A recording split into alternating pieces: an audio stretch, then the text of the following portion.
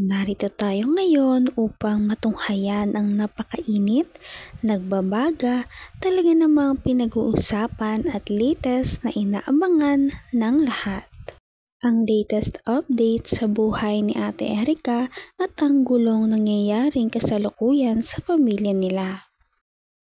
Lalong gumulo ang buhay nila Erica dahil sa pagpasok ng isa na namang tao sa buhay nila at sa issue dahil lumitaw ang mama niya na hindi nagpapakita ng matagal at nareklamo si Kalinga Prab. Shout out! Good morning, good evening at mega love shout out sa inyo lahat, sa lahat ng ating mga minamahal na viewers. Dito guys, maaari nyo po ba ako masamahan hanggang sa matapos ang aking video? At bibigyan lang natin ng linaw itong sinasabi ng mama na Erica, no? At dito, umakyat kayo, nagpa-interview ka kay Joel Salcedo. Bakit nadamay ang Kalingap na sa tagal naman ng panahon na wala na si Erica sa Kalingap? Bakit Kalingap pa rin ang pinag-uusapan? Nananahimik ang Kalingap, si Kalinga Prab, ha?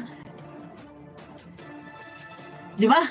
Na kung meron man kayong hinahabol or gustong maintindihan kung ano yung inyong ipinaglalaban, maaari namang yan ay kinausap muna si Kalinga Prab bago sabihin dyan sa ibang tao sa channel ng may channel ang kung ano-ano. Pwede naman na kinausap mo muna si Kalinga Prab sa'yo na nanay ni Erica. Ito ay bibigyan ko lang ng sagot, no? At dahil sabi nga ni Kalinga Prab, hindi siya magsasalita patungkol sa mga bagay na yan. Eto na, guys, samahan niyo muna ako, ha? At para maintindihan, mahirap yung ito ay salita ng salita na ang kalaban ay si Tunyakaw. Di ba? Si Tunyakaw yung kalaban mo. Kasagsagang ang issue ay na kay Tunyakaw. Bakit? Sa pagpapa-interview mo, si Kalinga Prab, ha? Sir, gusto ko sabihin po, yung po ay sobrang po niya, sinungaling. Yung wala kong katotohanan, na po yung mga pinagsasabi niya. Ang kanyang sinasabi dito, si Ian Tunyakaw Torres. Ayan yung issue ngayon eh. Di ba? Sa Kalingap, wala kayong issue. Walang bumabati ko sa inyo. Lumantad ka dahil sa gulo sa pagitan ng e-lovers at ng iyong anak na si Erica at si May. Kaya ka lumantad. At si Ian Tunyakaw nga ang iyong pinangalanan dito. No? Ay bakit nga lahat daw sa Kalingap? Ano ang problema? Ano yung pinaglalaban mo sa Kalingap? Dahil sa pera, di umano, na hindi nyo natanggap. Nagsimula nga ang issue na magsimulang magpa-interview ang mama ni Ate Erica na si Aling Gina at talagang dinawit ang pangalan ng Kalingap, lalong-lalo na si Kalinga Prab dahil sa tagal naman nila ay walang nagrereklamo sa kanila, ngunit ngayon ay nagreklamo na hindi daw ito nagbabayad ng tama sa kanilang mga vlog. Pera, di umano, na hindi nyo natanggap. Bakit hindi nyo kinausap si Kalinga Prab? Bakit kung meron man pinadala ang ibang sponsor na hindi nakarating kay Erica, bakit hindi nag-follow up itong mga sponsor na to, ha? Umakyat ka, nagpa-interview ka, madam, kay Salcedo. Ang reklamo mo, ang inireklamo mo, ang sinusumbong mo, si Ian Tunyakaw, ha? Wala ko siya may sa amin, binigay niya pangpagawa ng bahay. Wala. Wala daw binigay pang paggawa ng bahay si Ian Tunyakaw, ha? Ito ang mga reklamo mo eh. Inaangkin po niya yung bahay namin. Inaangkin. Marami pong nakarating po na reklamo sa atin. Itong si Ate Gina. Aha. Huwag ka nang lumapit sa iba. Yung mga yan, walang magagawa yan. Ako lang ang may maitulong sa'yo. Sapagat abot kamay kita. Anumang oras, mag-text ka lang. Papa Val, may problema ako. punta ka dito. Kahit alas 12 ng hating gabi. Yung mga kinukontak mong tao, kung saan nagmula, kung sino-sino yung mga yaan, meron sa ibang lugar, sa ibang bansa, sa Metro Manila, hindi yan makakatulong sa'yo. Ako lang ang mayroong maitulong. Bakit? Abot kamay. Ang bahay mo ay malapit lang sa bahay ko.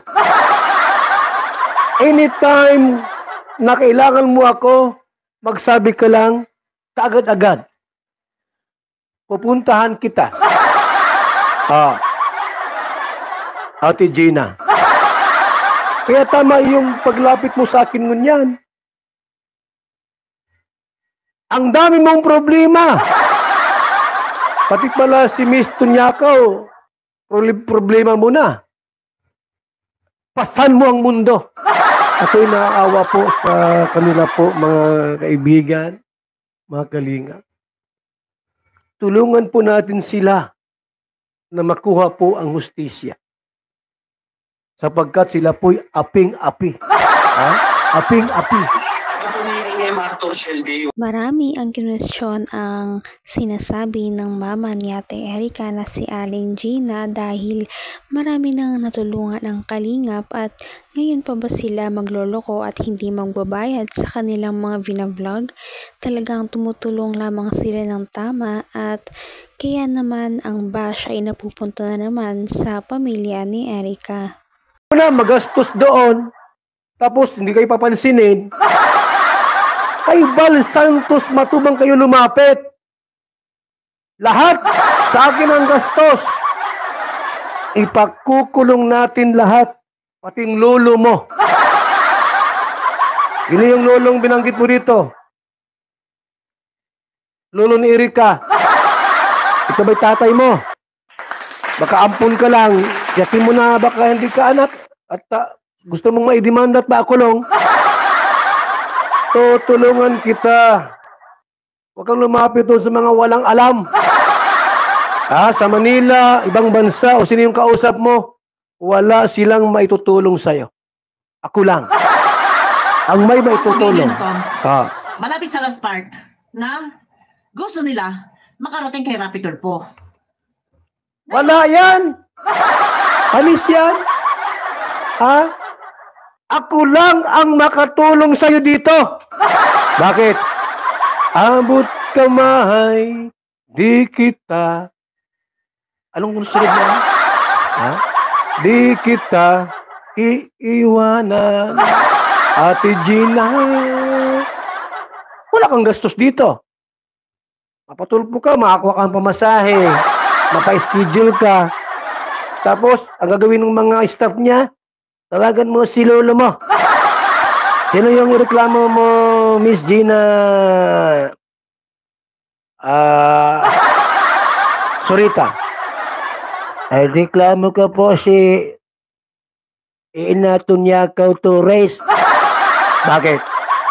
Ba't mo nireklamo yung babae? Hindi kami pinagawa ng bahay. Ngayon, sino pa? Yung papa ko po. Ay, bakit mo nireklamo yung papa mo? Pinapagawa ni Val Santos Matubang ng bahay. Wawa po mga kaibigan, no? Ang sabi ng nanay sumabat, opo sir, kaya nga po kami lumapit sa inyo para humingi ng tulong. Humingi ng tulong.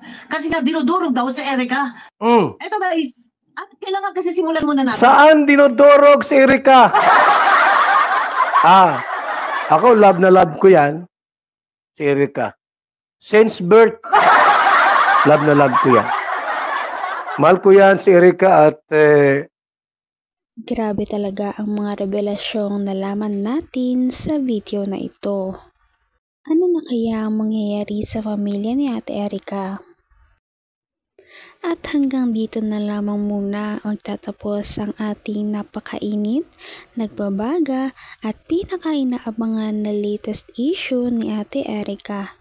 At yan ay pagpapatuloy natin sa ating mga susunod na video. Hanggang sa muli, maraming salamat sa panonood. Bye!